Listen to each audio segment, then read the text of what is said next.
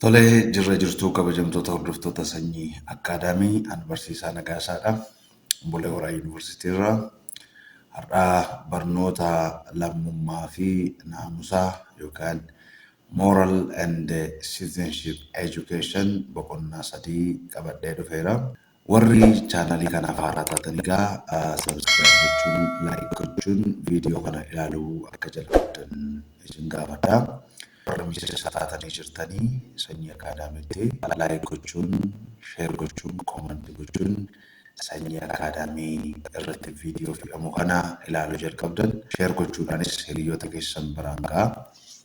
Egaa kana jecha kallattiidhumaan gara barnoota guyyaa har'aatti darbaa caqasuu hin dagatinaa.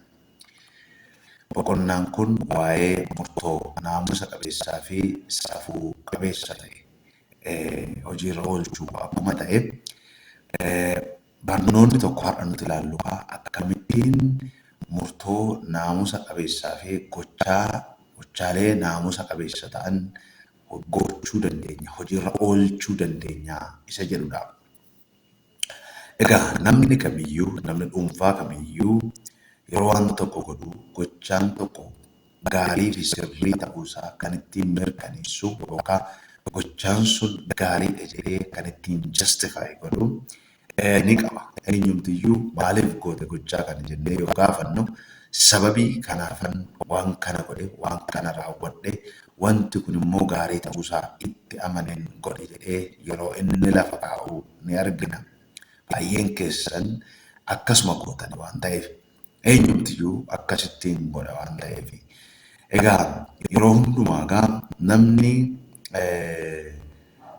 kan inni dubbatu, kan inni jedhu gochaa gaarii godha. Ani nama gaarii waan ta'eef waan kana godhe yookaan immoo waan nama sirrii ta'eefanii kana godhe jedhee yeroo namni itti dubbatu argina. Eenyumti keenyayyuu immoo maaliif kana goote jedhamnee yoggaa gaafatamu justificationii sababa akkasii kenna jechuudha. Akkasumas immoo murtoo sirrii hin taanee fi gochaa sirrii hin taane gaafa raawwannu immoo gaabbiin jireenya keenya, sammuu keenya akka inni ceephaa'u ni argina. Of ceephaanaa, of jibbinaa akkasumas immoo yerootti namallee baqannu jiraachuu danda'a. Egaa amallii fi maalummaan gochaa keenyaa naamusa irratti hundaa'e. Egaa yeroo murtoo gaggeessinu yookaan waan tokko raawwannu hubannaa waa'ee gaarii fi gadhee sirrii fi sirrii hin taane nuti qabnu irratti hundaa'a. Hubannaan waa'ee gaarummaa, hubannaan waa'ee gadhee waan badaa ta'e tokko, hubannaan waa'ee waan sirrii fi waan sirrii hin taane tokko haqa qabeessaa fi haqa qabeessa hin taane tokko nuti qabnu egaa maalummaa gochaa keenya naamusa ta'uuf dhabuusaa ni mirkaneessaa jechuudha. Sanarratti hundaa'a. Namni kamiyyuu eenyumtiyyuu wanta desirable ta'e barbaachisaa ta'e fedha. Waan feenu tokko, waan nu barbaachisa, nu feesisa jennu tokko akkasumas immoo waan gaariidha jennee yaannu tokko bu'aa isaan argamsiisan irratti hundoofneetu raawwanna yookaan hojiirra oolchina jechuudha. Kana wajjin wal qabatee egaa gaarummaa lamatu jira. Waan gaariidha jennu decisionii yeroo kenninu egaa waan lamatu jira jechuudha. Inni tokko instrumental good wanta gaarii ta'e garuummoo gaarummaa isarra caalutti kan nu dabarsu, karaa ta'e kan nu dabarsu jechuudha. Kuni wantoota gaarii ta'anii akka instrumentii, akka karaatti, akka proceduriitti fayyadamnee waan biraa argachuudhaaf yaallu jechuudha. Fakkeenyaaf barnoonni beekumsa argachuudhaaf nu gargaara. Kanaafuu barachuun gaarii ta'ee otuma jiru gaarummaa isa caalu beekumsa qabaachuutti nu kenna jechuudha. Kanaafuu barnoonni instrumental gudii qabaa jechuudha akka keenyaatti akka kanaatti. Inni lammaffaan intrinsic good ofiidhuma isaatii of danda'e independent kan ta'e, dependable kan ta'e, ofiidhuma isaatii kan nuti goonu waan inni gudii ta'e jechuudha.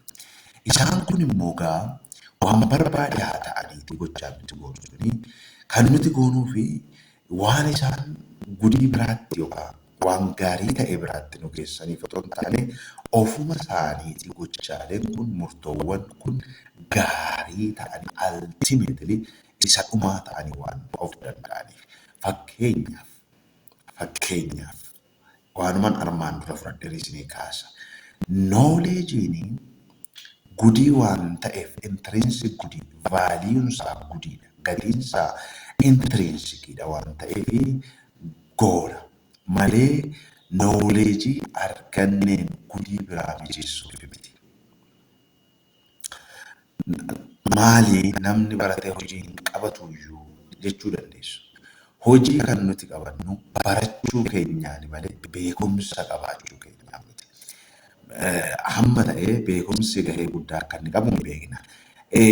Dirqama gaa namni tokko hojii qabachuudhaaf yookaan qacaramee impiloomentii argachuudhaaf wanti ulaagaa inni jalqabaa beekumsa qabaachuusaa osoo hin taane barachuusaati. Kanaafuu namni amma gaafa qacaramu digirii tokkoffaa kan qabu, lammaffaa kan qabu, PhD kan qabu jedhama. Inni kun barachuudha malee beekumsa miti. Beekumsi garuu kan barachuudhaan argama. Kanaafuu beekumsi intrinsic gudii qaba yookaan isa dhumaa gaarummaa isa dhumaa qaba jechuudha. Akkasumas immoo wantoonni intrinsicaalii akkasumas instrumentaalii baad ta'an jiru. Isaan kana laallaa. As yoo dhuftan amma female genital mutilation yeroo deessuu irratti rakkoo baad ta'e lubbuu ishii dhabsiisuu danda'a. Lubbuu dhabuun sun intrinsicaalii baadiidha. Garuu female genital mutilation immoo instrumentaalii baadiidha. Early marriage fakkeenyaaf sun akkasuma kidnapping, abduction, ignorance, poverty, corruption, murder isaan jennu kun intrinsically bad or instrumentally bad warra jennu keessaa gariin qooduu ni danda'ama jechuudha. Erga kana jennee egaa maaliif murtoo sababa gahaa yookaan sababa quubsaa qabu ethical reasoning yookaan naamusa sababa quubsaadhaan masakame yookaan deeggaran maaliif goona? Murtoo sirriidha jennee waan dubbannu sanaa itti gaafatamummaa qabnu wajjiniin immoo wal madaalchisnee akka nuti ilaalluudhaaf nu gargaara. Fakkeenyaaf ati tarkaanfii tokko fudhattee yeroo gochaa sana gootu gochaan sun gadi fageenyaan vaaliyuu ati qabatte sanaan masakameera yoo ta'e battaluma sanatti immoo gochaa gootu sana gochuu keessatti itti gaafatamummaa qabdu wajjiniin wal qabsiistee ilaaluun sirraa eegama. Fakkeenyaaf adeemsa du'aa fi du'uu keessatti keeriin jireenya lubbuu namaa bahu sana yookaan end of life irratti godhamuu qabu maalidha? Vaaliyuu akkamiitu hordofamuu qabaa? Tokko namni murtoo akkasii kana hojjetu maal godhuu qaba? Sanctity of life. Jireenyi lubbuun qulqulluu akka ishiin taate sanarratti xiyyeeffatee maal jechuudha? Jiraachuun mataa dhumtisaayyuu gatii akka qabu sana respect gochuun nurraa barbaachisa. Kanaafuu nama ajjeesuun gaarii miti jechuudha. Kanaaf yeroo nama ajjeesuu yookaan nama dha'uu tarkaanfii fudhachuu jedhamni kana ilaaluu qaba. Inni lammaffaa quality of life jedha. Kana jechuun jireenyi lubbuun yookaan namni jiraachuun isaa lubbuun namaa jiraachuun lubbuudhaan turuun positive experience namni jiraachuu fedha. Namni du'uu barbaadu hin jiru. Namni ani du'uu qaba jedhee itti gammadu hin jiru. Kanaafuu isa gaarii ta'e kana positive side kana promote gochuu fi negative side immoo hambisuun baay'ee barbaachisaadha waan jiru wajjin wal qabata. Inni biraa autonomiidha. Autonomiin kun bilisummaa, walabummaa, ofiin of bulchuu, of ta'uu isa jedhu wajjin wal qabata. Filannoo namaa atamma namni tokko osoo du'uu hin barbaadin ajjeesuu ka'e autonomii namichaa sana maal gochuudha? Sarbuudha. Kanaaf filannoo namicha sana Abbaan lubbuu sana eeguun dirqamata. Kabajuunis dirqamata. Fakkeenyaaf namni tokko iddootti du'uun barbaadne jira. Du'uun barbaadaa akkaataa kamiin du'u akka barbaadu fedha qaba. Namni tokko amma ani bara umriin koo gahetti du'uu kanan barbaadu magaalaa Finfinneetti yookaan magaalaa Bulee Horaatti yookaan magaalaa Ambootti yoo jedhe preferensi isaa jechuudha. Akkaataa ittiin du'uu qabu immoo fakkeenyaaf tarkaanfii gama seeraatiin akkasumas immoo tarkaanfii naachuraal ta'een ala yoo dhufe jechuu kooti malee namni akkatti du'uu qabu hin filata jennee hin yaadnu yoom akka du'uu qabu isallee waan akkasii keessatti gochaadha waan ta'eef sana wajjin wal qabata. Waan yeroo ajjeesu isatu beekaa akkamitti akka ajjeesu isatu beekaa akkasumas immoo yoom akka ajjeesu isatu beekaa kun dhimma waaqa wajjin kan wal qabatee miti dhimma namaa wajjin tarkaanfii namni fudhatu gochaa namni godhu wajjin waa wal qabatee keessaa jira waan ta'eef akkaataa kanatti raawwadha. Kanaaf wanti kun baay'ee barbaachisaadha. Akkasumas immoo wanta kana murteessuun baay'ee ulfaataadha. Waan nama qoru, waan nama chaalenjii godhudha jechuudha. Inni lammaffaa sababni itti etikaal riiziniingiin barbaachisee fi gochaa tokko yoggaa goonu yookaan ta'ii tokko yoggaa raawwatu tarkaanfii tokko yoggaa fudhannu sababni nuti kenninu riizinii nuti kenninu yookaan namni kennu sun quubsaa ta'uusaa madaaluudhaaf nu barbaachisa. Quubsaa ta'uusaa. Atamma lafaa kaatee murtoo tokko yoo fudhatte ta'e murtoon sana fudhachuu irra ga'uudhaaf sababni ati dhiyeessitu sun quubsaadha jettee madaaluun si barbaachisa. Nama tokko wajjin wal loluudhaaf yookaan nama tokko wajjin walitti bu'uudhaaf jalqabaa walitti bu'uun iyyuu sirrii miti garuu gochuudhaaf waan sana sababa gahaa fi quubsaa qabaachuun baay'ee murteessaadha jechuudha. Egaa asitti maal laallaa? Sababni nuti gochaa sana gochuudhaaf dhiheessinu fi akkasumas immoo justify goonu kuni ragaa dhugaa ta'ee fi loojikaal ta'e wajjiniin kan deeggaramedha jennee mirkaneessuun barbaachisaadha. Kanaafuu waan gootan waan raawwattan sababa gahaadha. Sababa quubsaaf sirrii ta'e dhuga qabeessa ta'een deeggaruun keessan baay'ee murteessaadha jechuudha. Kanaafuu namoonni baay'een gochaa godhan keessatti miira isaaniitiin yeroo isaan oofamanii raawwatan argina. Miiraan oofamanii yeroo isaan nama rukutan, nama arrabsan, waan hin taane raawwatanii booda gaabban ni argina. Murtoon sirriin garuu sababa gahaa fi quubsaadhaan deeggarame gaabbii hin qabu. Nama gaabbisiisu, nama hin salphisu dhumarra. Akka namni gaabbee dhiphatu hin godhu. Kanaafuu wanta koonu keessatti sababni nuti dhiyeessinu suni justifableidha waan jedhu sana qabaa jechuudha of keessaa. Iddoo kanatti kan ilaalu baay'ee murteessaadha.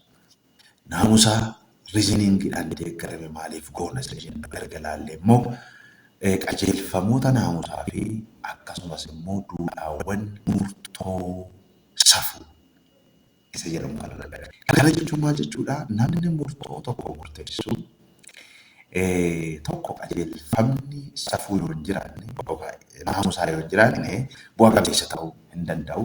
Kan biraan immoo duudhaan safuu yoo hin jiraannes bu'a qabeessa ta'uu hin danda'u. Kanaaf isaan kan irratti xiyyeeffachuun murteessaadha. Jalqabatti gaa itiks yookaan naamusa inni jennu kuni xiyyeeffannoon isaa maal akka ta'ee fi innumti mataan isaa maal akka ta'e isiniif haaraa miti yaada. Itiksiin egaa waa'ee seerota safuu fi namoonni qajeelfamoota irratti hundaa'anii akkaataatti isaan jiraachuu qaban kan agarsiisudha. Fakkeenyaaf Heenhatiin seerri safuu jedhu yookaan seerri naamusaa jedhu namichi sun akka hin hanne jireenya hannarraa bilisa ta'ee fi jireenya qulqulluu ta'e akka inni jiraatu akkaataa sanatti akka seerri sun jedhutti akka jiraatu kan fedhudha jechuudha. Kanaafuu tiyooronni yaadonni yaadrimeewwan tiyooriiwwan itiksii kun egaa rakkoowwan wal xaxaa ta'an kana akka xiinxalluu fi furmaata hunda galeessa ta'ee fi coherent ta'e sirrii akkasumas wal qabataa fi madaalawaa ta'ee rakkoowwan kanaaf akka nuti kenninu yookaan akka nuti furuuf kan nu gargaarudha jechuudha tiyooriin itiksii. Kanaafuu achi keessatti gaama tiyoorota kanarratti piriinsiipiloota kanarratti hundaa'uun baay'ee murteessaa akka ta'e lafa kaa'ina. Amma immoo iddoo kanatti moral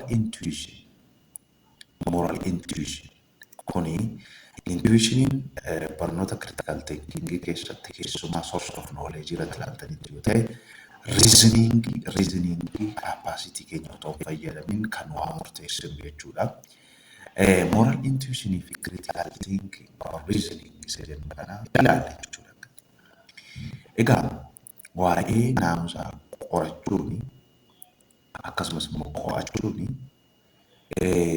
sababa quubsaa irratti hundoofnee waa'ee miira keenyaa fi gochaalee raawwannuu sana ilaaluu qorachuu nu barbaachisa jechuudha. Kanaafuu namni waa'ee itiksii kana qoratu jalqaba irratti intuitioniinsa akkasumas immoo waan gaariidha jedhee miirri isaa itti hime akkasumas immoo waan sana rationalize godhee waa'ee what is right or good waan jedhu kana beekuun akka isa barbaachisu lafa kaa'a. Egaa namni kamiyyuu jalqabumaa namaa impaatii qaba. Namni kamiyyuu rakkoo nama biraa akka rakkoo isaatti ilaala. Kanaaf ni gadda. Gadda inni jedhamu kun laphee namaa keessaa inni jira. Impaasii jechuun rakkoo nama biraa tokko dhimma nama biraa tokko akka ofii keetitti fudhattee yeroo ilaaltu. Fakkeenyaaf nama beela'e tokko yeroo argitu beela'uunsaa sun akka waan keetii ta'e sitti dhaga'ame yeroo itti gargaartu jira.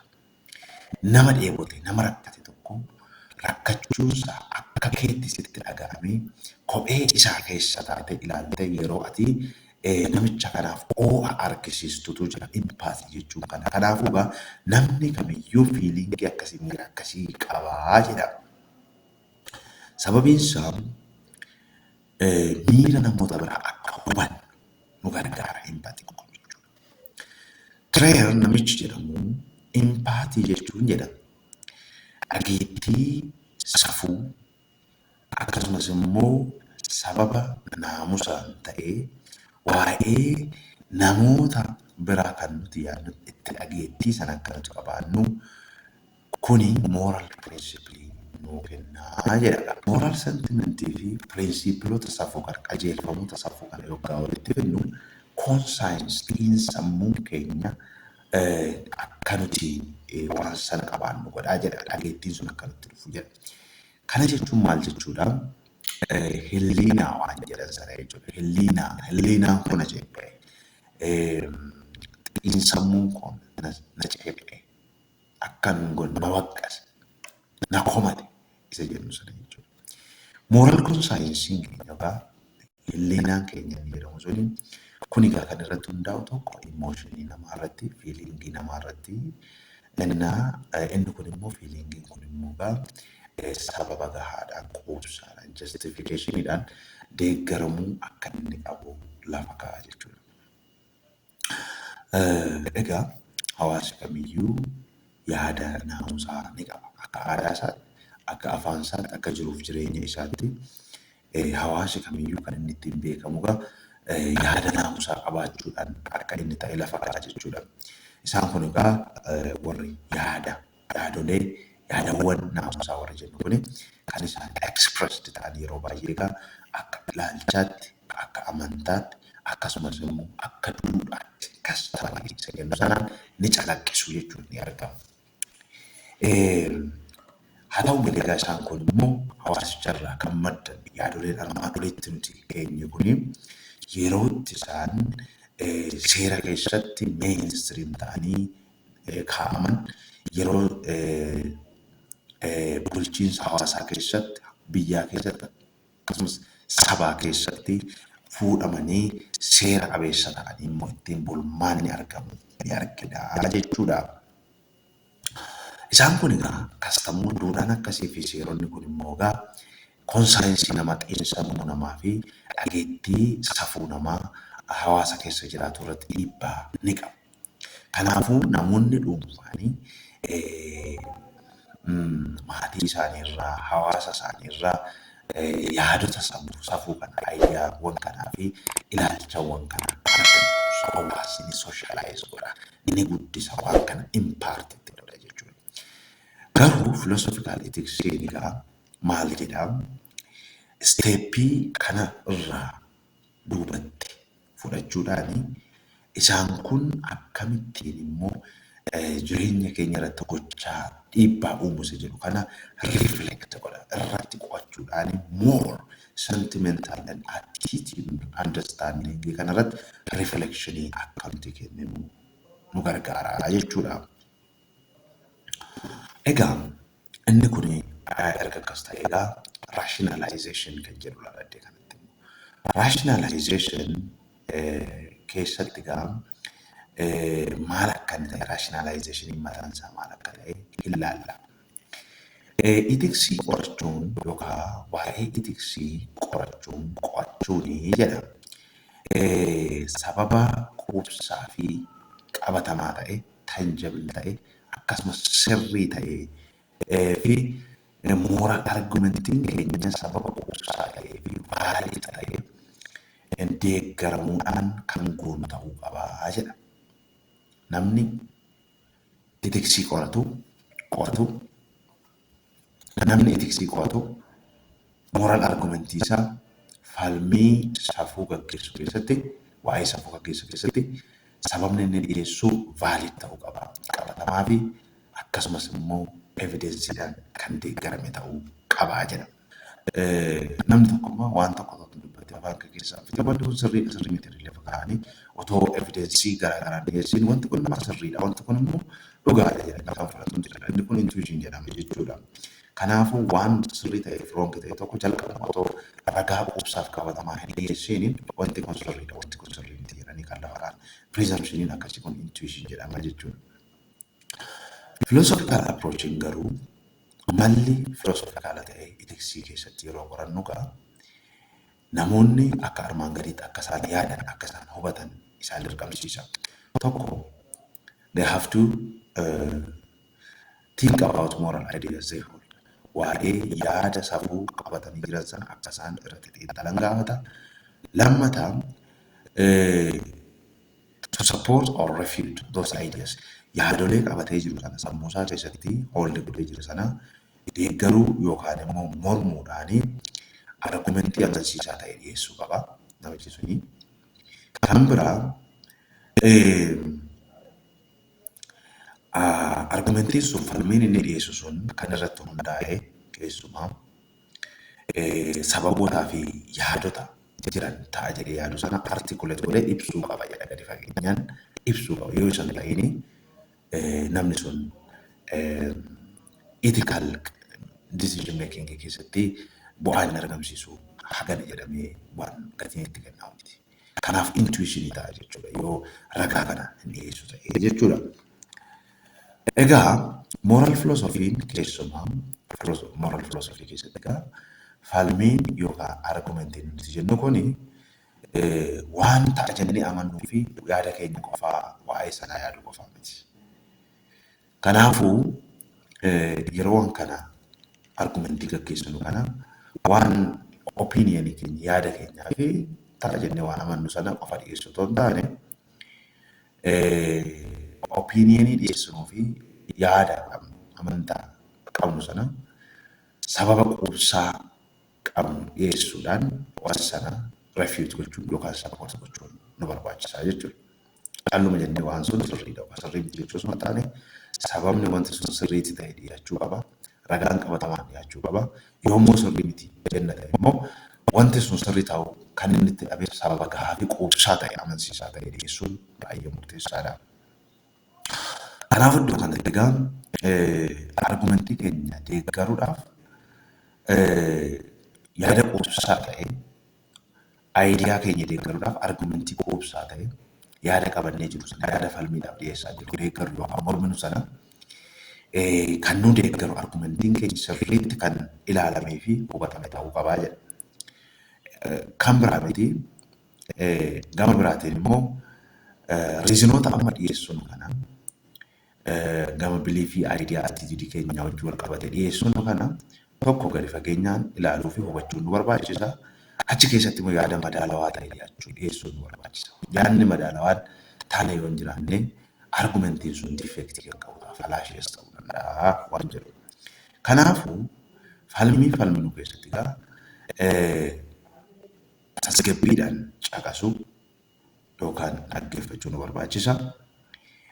Akkasumas immoo xiinxaluu nu barbaachisa.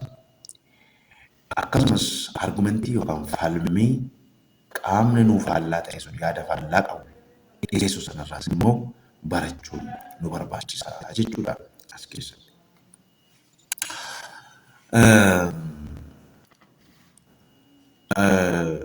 Egaa fooltiin jiru argumenteeshinii keessatti falmii keessatti waa'ee waan sirrii ta'eef sirrii hin taane keessatti fooltiin nuti arginu yookaan achi keessatti mul'atu maal jedhama?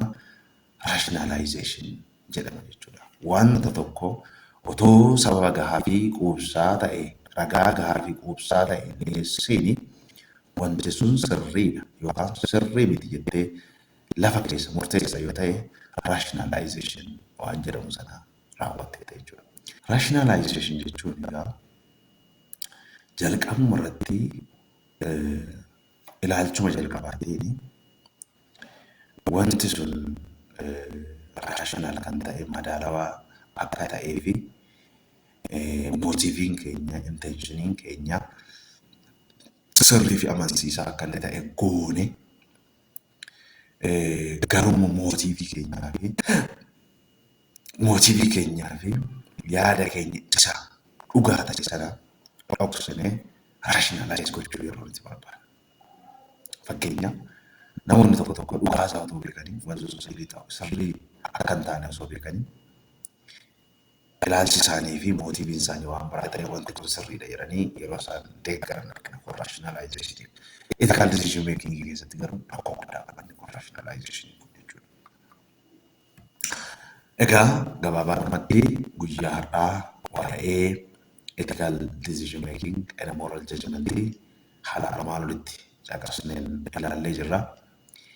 Egaa waan isin fayyadu beekumsa isin fayyadu hubannaadhaan kan isin malu argattanii tole yaada. Dabalataanis immoo irratti dubbisuudhaan maateriaalota garaagaraa reefar gochuudhaan hubannaa kana caalu argachuu ni dandeessu. Gabaabaadhumatti egaa barnoonni keenya har'aa kana fakkaata. Irra deebi'ee kan isin qaabsisu akkuma armaan dura dubbadhe kanalii kana laayik gochuu, sabskaraayib gochuu, kooment sheer gochuu hin dagatina. Mallattoo notifiikeeshin beelii tuquudhaan yeroo yerootti yeroo viidiyoon ol fe'amu isin dhaqqabuu danda'a waan ta'eef galatoomaa nagaa turaa barnoota biraa nagaa wal arginutti baay'ee.